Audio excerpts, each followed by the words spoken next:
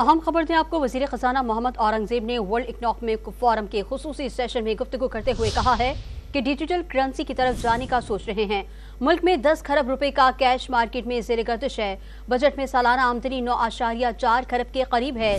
सबसे बड़ा चैलेंज गैर दस्तावेजी शोबा है। आधी मईशत गैर दस्तावेजी शोबे से ताल्लुक रखती है। Macroeconomic issues are there, but we have entered this year on a much better note than we were this time last year. All the macroeconomic variables are moving in the right direction, but certainly we need to bring in more macroeconomic stability and more permanence in it as we go forward. We have 10 trillion rupees cash in circulation in the country at the moment, and if you compare it to our annual revenue budget, that's about 9.4 trillion rupees. So it's almost, half of the economy is in that undocumented sector. We need to reimagine our economy the way other countries have done, with the help of, get onto the digital solutions. And we have two important pillars. We have the national identification being supported by NADRA, and we have a real-time payment system called RAST.